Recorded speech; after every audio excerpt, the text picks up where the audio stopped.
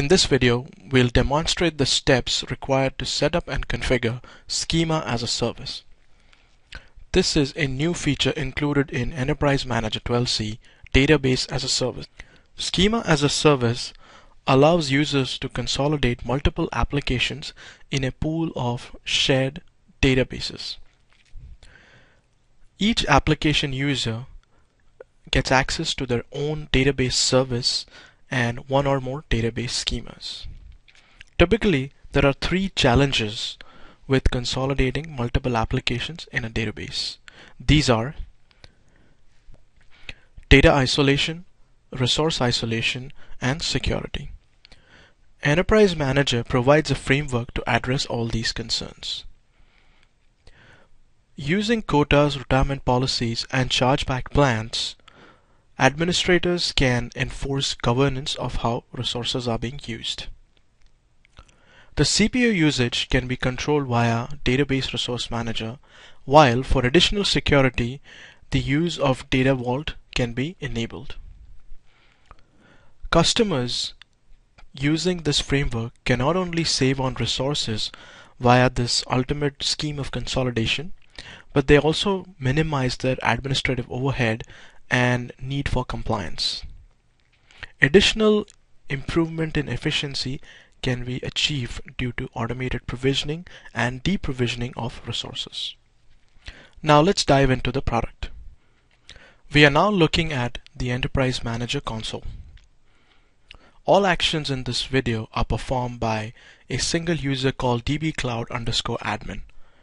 This user has the EM Cloud Administrator role assigned to it. The setup process starts with the creation of PaaS infrastructure zone. To do this, go to Enterprise, Cloud, Middleware, and Database Home.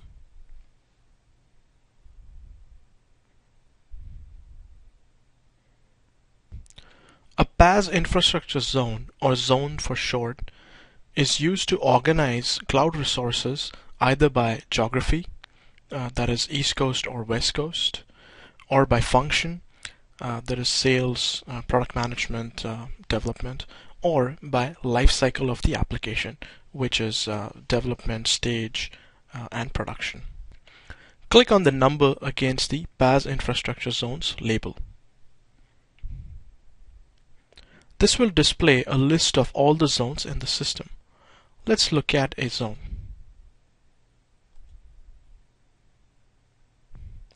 A zone starts with a meaningful name and description. This is important since the zone would be exposed to the self-service user. Next, we define the placement policy constraints. These constraints provide a fill factor for all the hosts that are part of this zone. So no databases will be placed in this zone if the constraints of CPU and memory have been exceeded. Next, we select the targets or the hosts that would be part of this zone. Click on the Test Credential button to verify the selected credentials. The visibility of this zone can be restricted to a set of self-service users. This is done by using roles. Finally, review the settings and click Submit.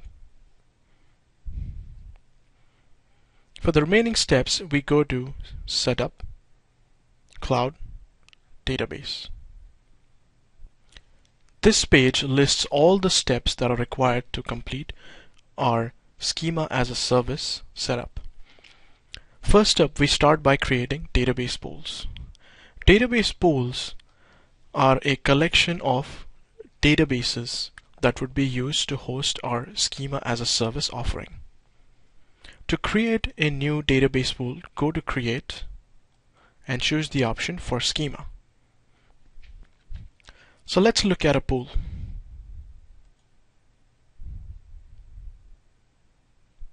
A pool has a meaningful name and description. Pools are purpose-built and they utilize a portion of the resources available to the zone. All members of a pool are required to be homogeneous. Homogeneity is controlled by the target type, which is either clustered database or single instance database, the platform, and the version of the database software. Homogeneity ensures provisioning consistency. Once the target filters have been selected, you can choose to add multiple databases. Additionally, provide the credentials to the Oracle Home and the credentials to the database. For operations like data pump export and import, sysdba privileges are required for these databases. Next, we provide placement constraints. Now, these placement constraints are used to stage database schemas and services within a pool of shared databases. The placement policy can be of two types. First, a simple, which is essentially the maximum number of database services that you wish to deploy in this database. Second, workload based. In this option, we look at the CPU and memory allocation for each workload that is placed in this database. To guarantee CPU usage, you can also enable Resource Manager for these databases. Click Submit to complete the wizard. Next, we look at request settings. There are three kinds: future reservation, request archive retention, and the duration of the request. Next, we configure quotas. Now, quota is assigned to each and every self-service user. The quota assignment is done at a role level, and any user who inherits this role also inherits the quota attributes. For example, in this case, we have assigned 10 gigabytes of memory, 20 gigabytes of storage. The user is allowed to create 3 database requests and 20 schema service requests. Next, we look at profiles and service templates. A service template is a standardized service definition. In this case, it defines the workload characteristics and the schema details. A service template can be generated with or without seed data. To create a service template with seed data, we need to capture the information that is required. This is done by using profiles. Profile is a mechanism to capture interesting bits of information from a source database. To create a profile, click on the Create button and select the source database.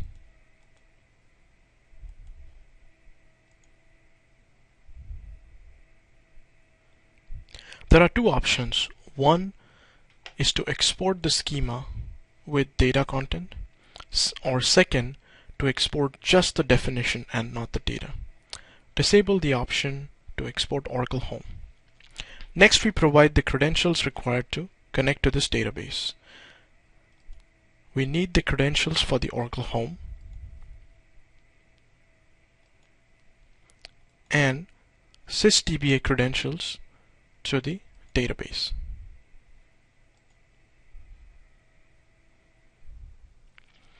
A list of all schemas available in the database are listed. Select the appropriate one.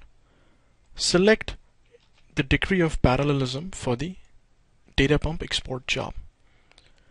Provide a dump location with the appropriate size and a location for the log along with a meaningful name. Finally, provide a meaningful name and location for the profile. This will be required when creating a service template. Review the summary and click Submit. On clicking Submit, a data pump export job will be submitted. For this demo, we'll use an existing profile. For the rest of the demo, we'll make use of the profile called Schema SOE profile. Now let's create a service template using this profile. To create a service template, click on the Create button and choose for Schema. In this case, we'll look at an existing service template. A service template requires a meaningful name and description. A collection of service templates form the service catalog which are exposed to the self-service user. In this case, we plan to create a service template with seed data. Hence, we'll use the second option, which is import schemas from profile. Select the relevant schema profile. Nominate a master account. Next, we define certain workload sizes. Workload represents the expected CPU memory and storage requirements for each service. You can define small, medium, large sizes for your workload. Next, we define the privileges required to create the master account. A new role is created in the database for every request. Next, define the table space details like initial size, auto extend, and the increment size. Finally, the maximum size can either be left to unlimited or can be limited to the size specified by the workload. Custom actions can be performed by plugging pre or post schema creation scripts. Next, we map these service templates to the zone and the pool that can serve them. Since the data pump export was done on the source database, it is important to stage the export dump files on a shared location that is mounted on all hosts or database servers that are part of this database pool.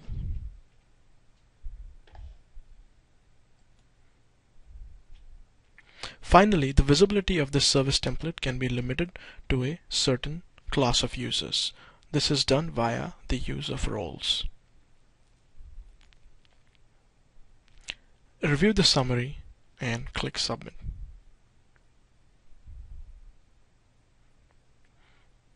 The final step is to configure chargeback. This is covered in a separate video. This concludes the setup required to enable Schema as a service. Thank you for watching.